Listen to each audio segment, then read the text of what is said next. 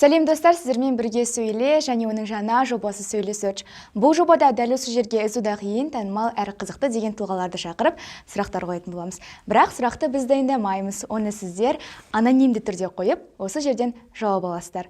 Олай болса, бастайық. Бүгін бізде қонақта филология факультетінің 2-ші курс студенті Маржами World парақшасының авторы, әрі инстаграмда Марджоми деп танылып жүрген Маржан Әбдіғалиқызы. Маржан, қош келдің. Сәлем, қош келдік. Бастаймыз ба?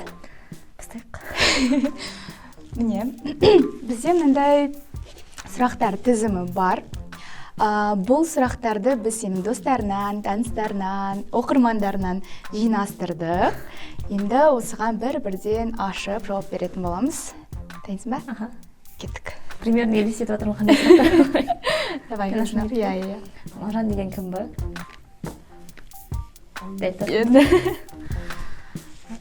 Маржан деген досына дос. Инстаграмда Марджоми. Басқа жерде универде студент. Үлкен неге барған кезде тұлға деп айтатын едім. Окей. Бір ғана образ жоқ менде. Хорошо. Так, келесі. Маржан лицейдегі ең үлкен косягі де. Бұзықтығы не бар? Сотка тықым. 7-ші класстан бастап. Бізде лицейде телефон жинайды. Вообще ұстауға болмайды. Аптаның ішінде бір рет қана береді. И то ол бір рет бергені ата-анаға звондау үшін береді. Ол кезде мен телефонымда андай ақ кнопочный Nokia болады. Клавиатура секілді ғой. И ойлап тұрмын, 7-ші класс, не енді келген, мұны кішкентай болуым керек ғой, бәрі деп жүретін оқушы болуым керек, но мен телефонымды тыққам, сөйтіп ұстап салғам бірнеше рет, бірақтан күшті оқушы болған шығар, Алла кешіріңіз, бірнеше ғана рет салғам, и ятш болады бізде, отбойдан кейін сотка шұқыла жататын, не істеп алатын, сосын қыздарға айтатын, біз қыздар қараңдаршы, көрініп тұр ма, сөйтті деп, олар жоқ дейді, дәл шұқылайтын, сол сөйтіп шұқылатқан кезде бір есінде қалған сол, иә? Кажется, көп лицейстің есінде сондай оқиға бар. Так, маяқты екі неден екен? Маржан мен Маржомидің айырмашылығы дейді. Ақша берейін? Ақша бер. Маржомидің айырмашылығы. Маржан мүмкін кішкене эгоистеу болатын шығар, өзі үшін өмір сүреді. Маржоми артынан келе жатқан аудиториясы бар. Маржомидің үлкен жауапкершілігі бар деп айтатын едім. Ең үлкен айырмашылығы сол. Келесіне ашайық. Енді айта алмаймын. Маржанның алғашқы құрсын. Махаббаты.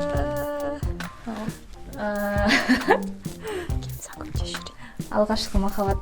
Егер алғашқы махаббат ол садиктегі есептелінетін болса, мен бір балаға ғашық болғанмын. Ол садикте білесің ғой, кіммен жақсы араласасың, соны жақсы көріп қаласың деген.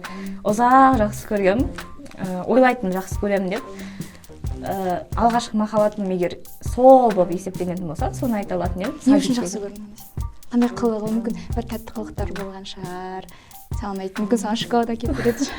Білмеймін неге екенін, бізде садикте бір болады ғой, бір компашка сияқты болатын. Бір бала болатын, жарайды бәрі біледі, Асет деген бала болатын. Асет қарап отырса. Адема деген қыз болатын. Үшеуміз жақсы араласатынбыз. И возможно жақсы араласқаннан кейін уже соған привязанность деген секілді болды, бірақ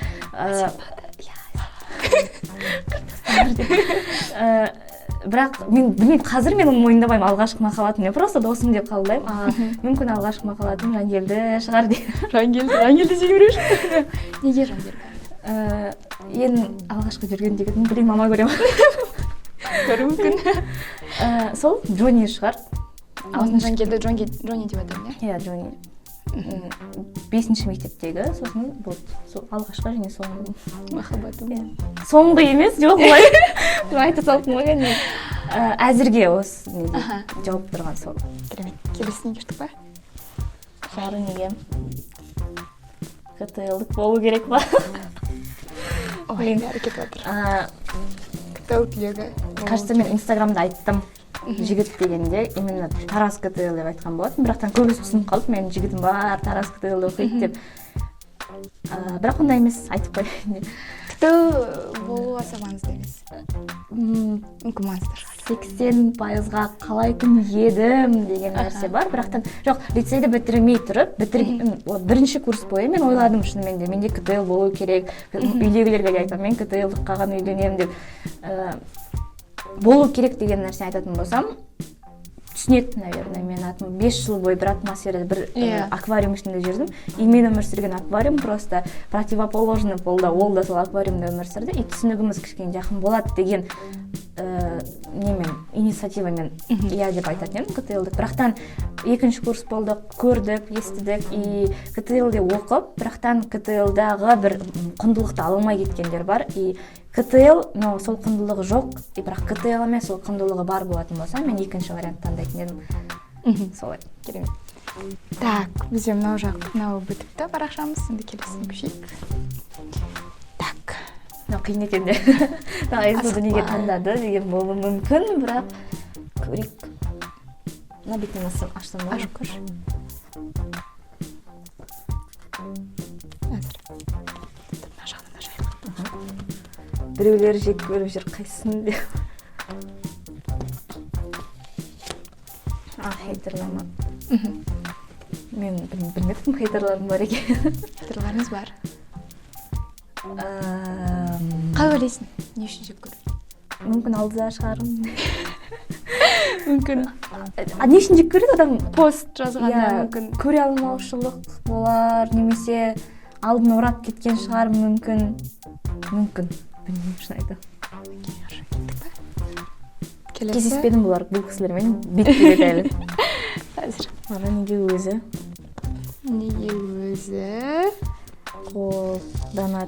қолданбайтын. Қайсы заттарды сатады ма? Ақыры. Ұсынады.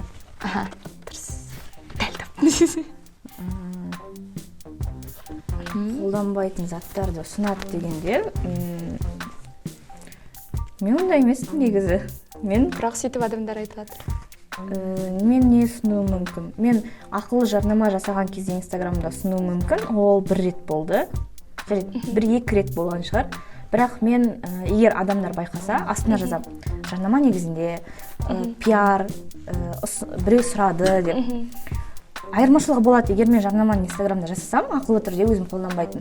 Сол бөлек болады, примерно қараса. Мен өзім ұнатпаймын, бірақ басқалардың сол нәрсені жасаған қалаймын. Мысалы, жатақханада жатқым келмейді іздеудің, бірақ басқалардың жатақханада жатқанын қалаймын. Жеке өзім и басқалар деген. Возможно, сондай. Сынам дейсің. Иә. Екі вариант сондай. Жауап ал дейсің. Келесін. Парақтарымыз. Феминист емес. Феминист. Пайда. О, құдайым. Феминист негізінен қыздардың дәрежесін көтеру емес қой, тең дәрежеде ұстау. Тең дәрежеде ұстау бір партпен келісетін шығармын. Бірақ өзім аса бір феминистпін, мен айқалап феминист боламын деп айтып ондай адам емеспін. Так, келесінге көшеміз. Бірақ анау қыздардың мәселесі ол нәрсеге енді шынымен қарсы. Маржанға іздеуді сынау хайп екенін